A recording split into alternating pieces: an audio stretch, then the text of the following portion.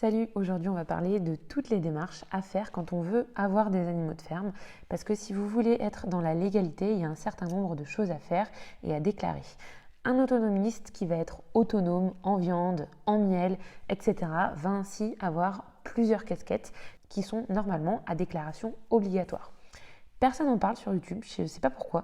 Moi, j'étais vraiment en panique quand je devais faire parce que tout était nouveau.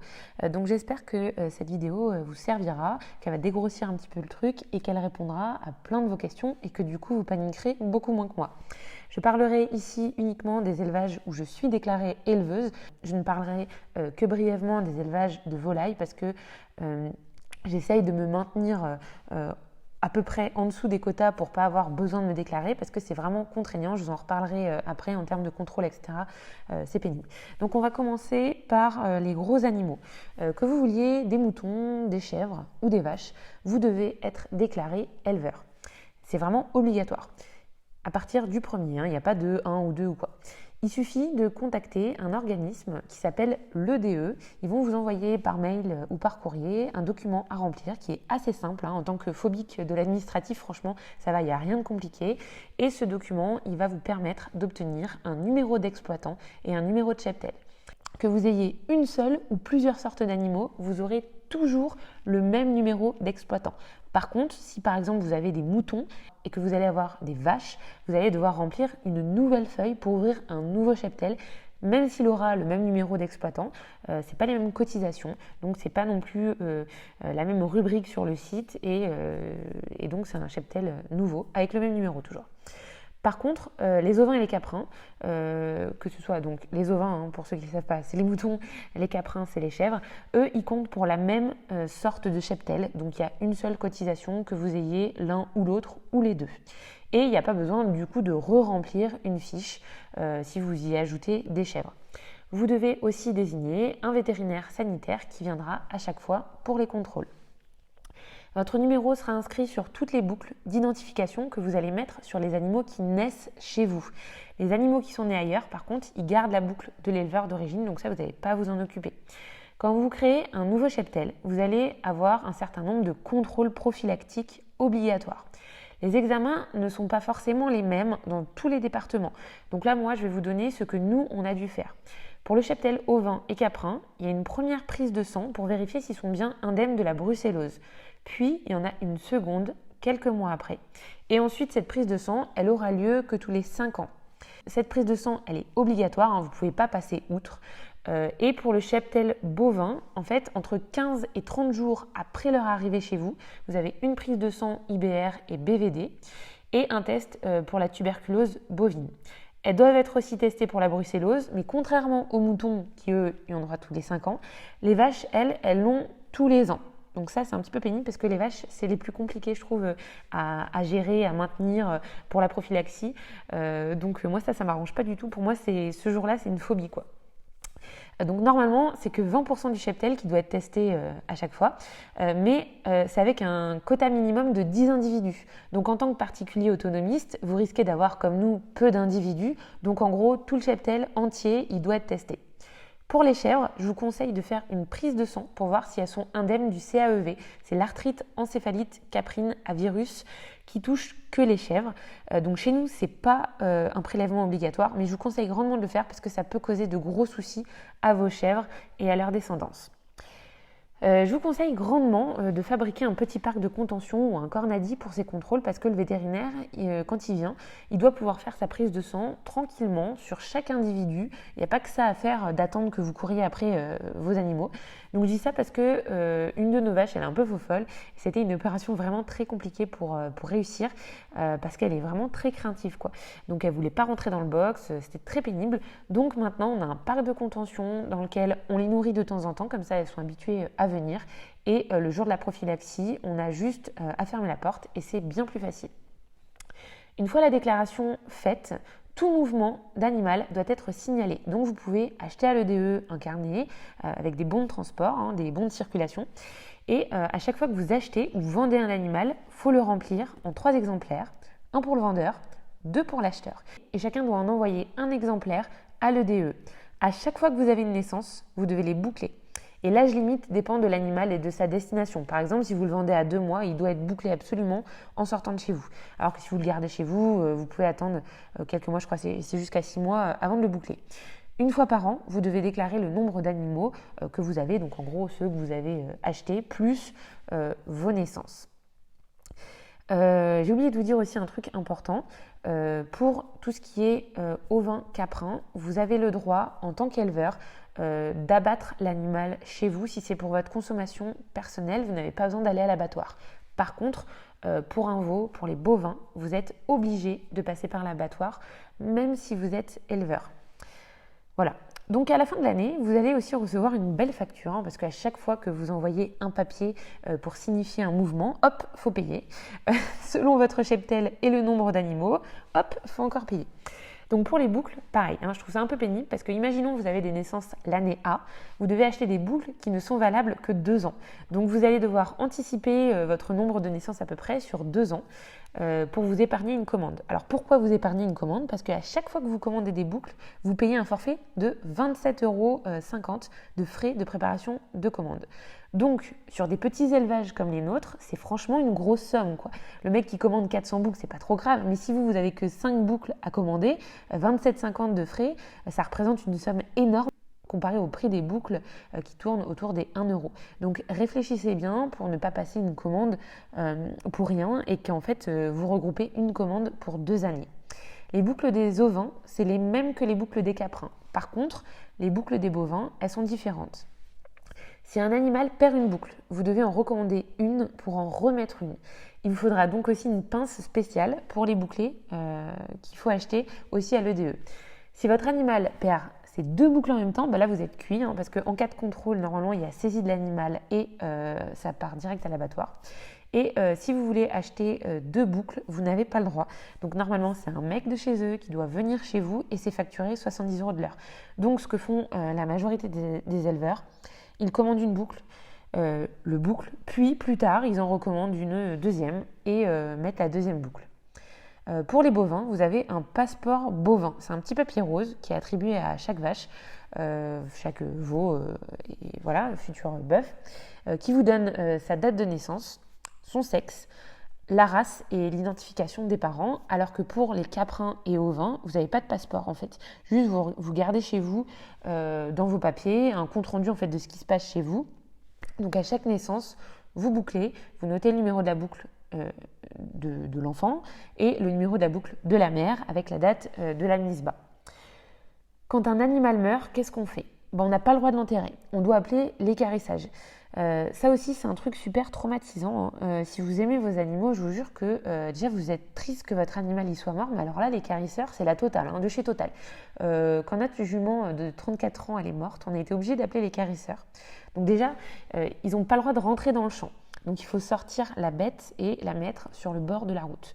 Donc 400 kg à traîner, on ne peut pas le faire comme ça, donc on a dû la tirer au treuil.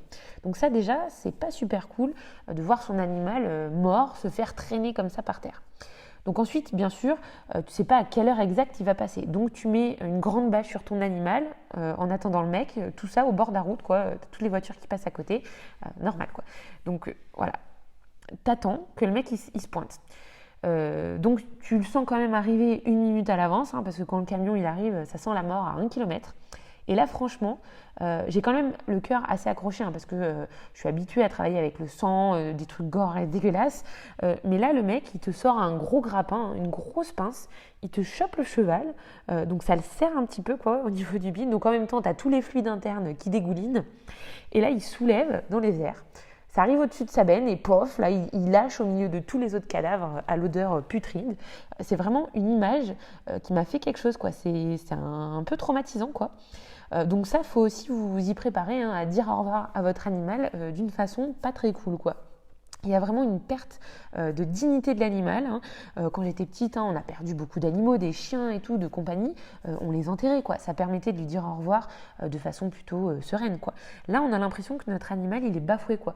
Et on est obligé de le faire pour pas être dans l'illégalité. Donc normalement l'équarrissage c'est payant, hein. Pour le cheval on a payé 160 €, c'était le moins cher du coup en plus. Mais vous, comme vous êtes déclaré éleveur pour tout ce qui est ovin, caprin, bovin, faut bien qu'il y ait des avantages quand même à payer. Vous donnez 5 € à l'EDE par an et du coup l'équarrissage c'est gratuit. Donc c'est déjà ça, c'est plutôt sympa, 5 € à la place de 160 et des poussières. Donc là, par cet exposé, vous vous rendez compte qu'il y a un certain nombre de trucs à payer quand même. Donc, outre la cotisation, vous avez tous les examens prophylactiques faits par le vétérinaire et ça revient cher en fait si vous deviez tout payer vous-même. Mais il existe une coopérative où vous pouvez cotiser.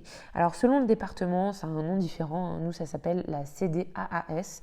Dans le département voisin, ça s'appelle la GDS, Groupe de défense sanitaire. Donc, ça a différents noms. Cherchez chez vous comment ça s'appelle. Et en fait, pour pas que la santé des cheptels soit impactée par les possibles difficultés financières des éleveurs, sous réserve d'une cotisation, elle vous paye plein de trucs. Donc au final, quand le véto il vient faire sa prise de sang pour la brucellose, vous payez rien. Le vétérinaire, il va directement envoyer la facture à la coopérative de votre département qui va, lui, la régler. Chaque coopérative, elle rembourse pas forcément les mêmes trucs. Il y a une sorte de gouvernance interne et chaque année, ils décident de ce qu'ils vont rembourser dans leur comité. Donc nous, ils remboursent toute la prophylaxie, brucellose, massin, tous les prélèvements. Ils remboursent 4 coprologies par an. Donc une coprologie, c'est quoi ? Vous savez, les ruminants, ils peuvent attraper un certain nombre de parasites, des coccidies, des strongles, la douve, etc.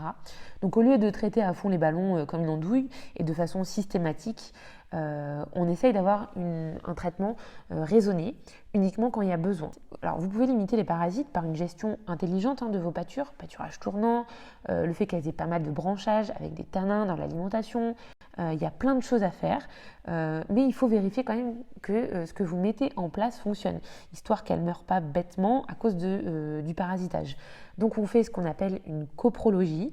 Je vous avais montré dans un des vlogs, je ramasse en fait quelques crottes fraîches, on les met dans un sachet plastique et on les dépose chez le vétérinaire qui les envoie directement au laboratoire. Donc je vous affiche à l'écran ce que vous recevez une fois que vous avez ce prélèvement. Moi j'en ai fait une sur mes agneaux et une sur mes adultes. Donc les agneaux ils n'avaient rien du tout, ni strongles, ni douve, rien. Par contre les adultes ils avaient un petit peu de strongles et de la douve, donc j'aurais donné un vermifuge adapté. Je vous montre à l'écran le document, vous pouvez regarder à quoi ça ressemble. Et donc ça ils vous le remboursent. Ils vous remboursent aussi pour les ovins 4 autopsies par an. C'est aussi pour comprendre ce qui s'est passé et adapter votre pratique si vous avez des décès. Pour l'instant, on n'a eu aucun mort dans nos animaux, donc on n'a pas pu tester ce service.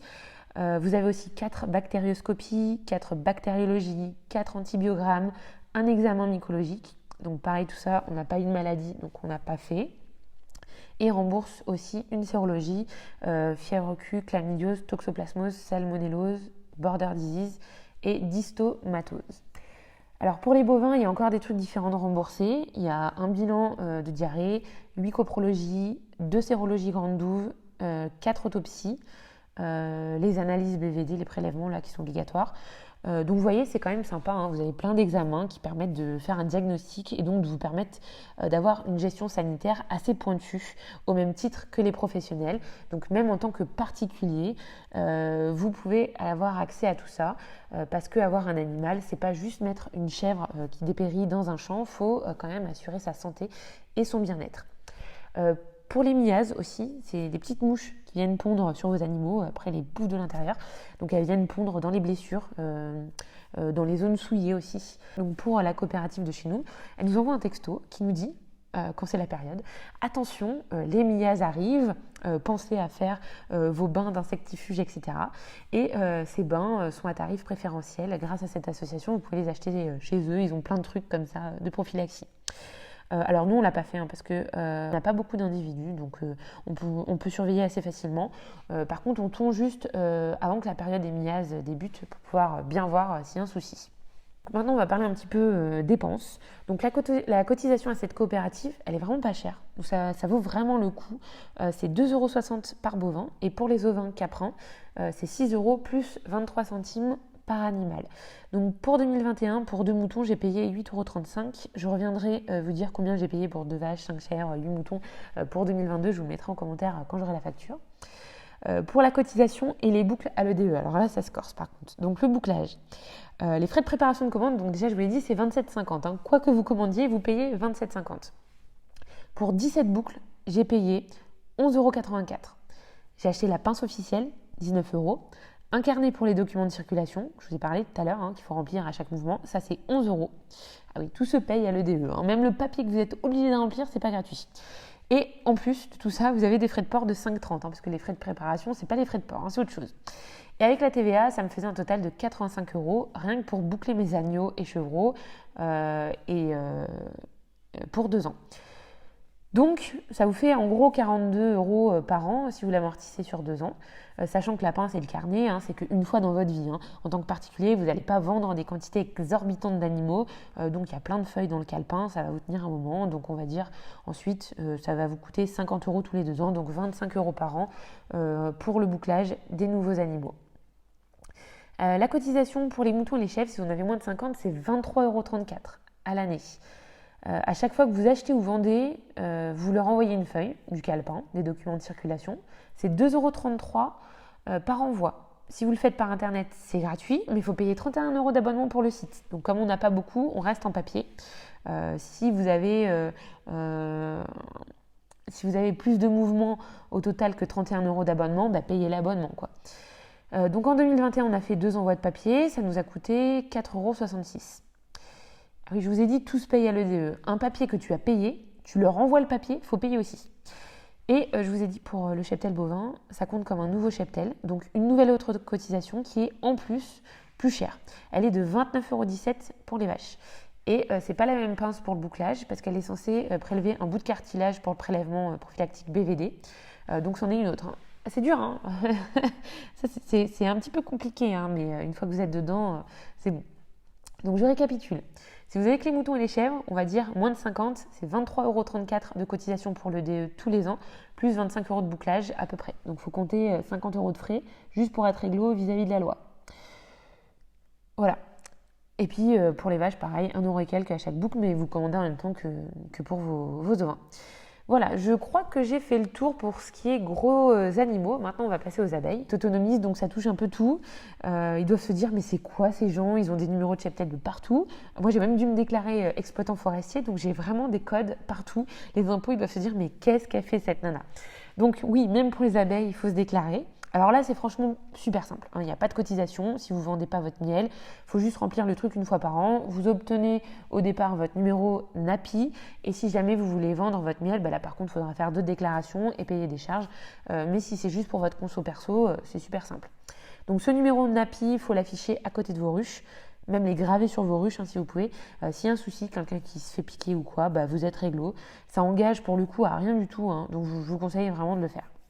Cette déclaration, elle sert aussi en cas de maladie déclarée dans un secteur. Ils vont vous contacter et vous dire tel voisin, il a eu telle maladie, il faut traiter vos ruches. Ou bien dans le pire des cas, il faut carrément éliminer les populations pour endiguer la maladie.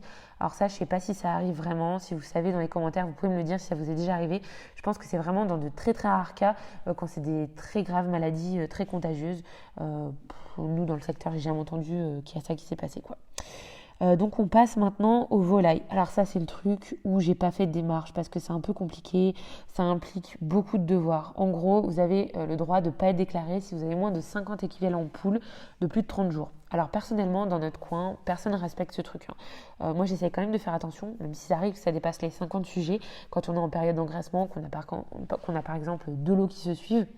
Là, j'ai fait 30 poussins en février, 30 poussins en avril. Et comme on les mange à 5 mois, ceux de février, ils étaient encore là quand les poussins d'avril, ils avaient 30 jours. Donc là, pour l'autonomie, la limite, elle est vraiment compliquée à garder en dessous de 50. Parce que si vous comptez que vous devez manger un poulet par semaine, il vous faut 52 têtes en considérant qu'il peut y avoir des pertes, plus les poules pondeuses, plus vos coqs reproducteurs, vous allez facilement dépasser les 50. Et là, je parle que des poules, mais en fait, toutes les volailles, elles comptent dans le même quota et chacune a une équivalence différente. Donc par exemple, un pigeon, il va compter pour un quart de poule. Donc si vous avez 8 pigeons, ça compte pour 2 individus dans votre total. Un canard, ça compte pour 2. Une oie, un dindon, ça compte pour 3. Donc les 50 sont très très vite atteints. Je pense que là, tous les autonomistes qui sont sur YouTube, ils ont dépassé les 50. Imaginons vous avez 2 oies, un jar, 5 poules, un coq, vous faites 35 poussins, ça y est, vous êtes à 50. Donc ça, je trouve que c'est pas du tout adapté au vrai élevage familial vivrier. Il faudrait clairement qu'ils changent la législation là-dessus. Il faudrait qu'ils montent à au moins 150 équivalents poules à plus de 30 jours, quoi. Et donc là, franchement, autant pour les ovins, bovins, vous allez y tirer des avantages au niveau prophylaxie en vous déclarant, ça va vous guider, ça va vous apporter plein de trucs. Autant pour la volaille, franchement, c'est trop de contraintes pour un particulier. Je pense que c'est humainement pas tenable en fait quand c'est pas votre métier. Il faut tenir un registre d'élevage alors que vous avez plein de naissances, il y a des prélèvements à faire, surtout plein de trucs sanitaires à la con qui embêtent déjà énormément les pros. Donc vous, en tant que particulier, ça va être un enfer, ça va vous coûter une fortune pour juste des poules. C'est déjà un élevage qui n'est pas rentable. Alors si en plus vous ajoutez ça et puis les contrôles sont hyper pénibles, tu dois avoir des sas avec des lave-mains, des bottes et des tenues spéciales dédiées quand tu rentres dans ton enclos, dans ton parcours. À chaque fois qu'il y a un truc de grippe aviaire, il faut qu'il y ait la totale. Avec parcours sous filet, etc. Et du coup, comme c'est contrôlé, il faut absolument que tu le fasses parce que sinon, t'es cuit. Tu peux pas utiliser des eaux de surface pour les abreuver, donc ça veut dire pas d'eau de pluie, pas d'eau du ruisseau, pas d'eau de l'étang, donc de l'eau de réseau, quoi. En gros, c'est ça, ou alors un captage où tu dois faire des analyses. Donc c'est plein d'obligations et c'est juste pas adapté à une famille, quoi. Alors, je pense qu'ils sont pas trop regardants, hein. Si vous jouez pas au con à vendre vos poules et vos œufs sans arrêt sur le bon coin, à vous faire remarquer de partout, s'ils voient que c'est pour votre consommation personnelle, ils vont, je pense, pas venir vous embêter. Si vous avez par contre 10 poules de plus que les 50 autorisées, je pense qu'ils vont pas venir vous embêter si vous avez 10 poules de plus que les 50 autorisées. Mais faites profil bas, quoi, quand même. Et vous engueulez pas avec vos voisins, hein, parce qu'ils peuvent vous dénoncer, surtout si le coq les réveille à 4h du mat, alors que c'est des anciens citadins. Voilà, méfiez-vous, faut le savoir. C'est un truc à garder en tête. Vous faites gaffe, quoi. Vous abusez pas. Donc voilà, j'ai essayé de vous donner le maximum d'infos pertinentes. Alors ça va peut-être faire redescendre d'un étage beaucoup de personnes. Oui, en France, mais oui, en France, on ne peut pas faire ce qu'on veut. C'est très réglementé, ça empêche de faire plein de choses. Je trouve que pour tout ce qui est bovin, ovin, caprin, c'est assez bien fait. Je les trouve toujours super sympas au téléphone. Surtout moi qui ne suis pas agricultrice, j'avais plein de questions. Les secrétaires, elles ont toujours été extraordinaires avec moi. Super pédagogue, ça m'a vraiment guidée pour le suivi de la santé de mes animaux. Donc vraiment, je ne regrette pas de m'être déclarée. Autant pour la volaille, c'est trop compliqué, je vous le déconseille. Vous allez vous tirer les cheveux, vous embêter pour pas grand-chose. Donc vraiment, si vous voulez être à la pointe de la réglementation, vous restez en dessous du quota de 50. Sinon, vous faites attention, vous abusez pas. Vous abusez pas à vendre vos poules partout parce que vous allez vous faire choper et ça va pas vous plaire, quoi. Voilà. Donc c'est tout pour cette vidéo, elle est super longue, je sais que c'est des trucs ennuyeux, mais bon c'est important.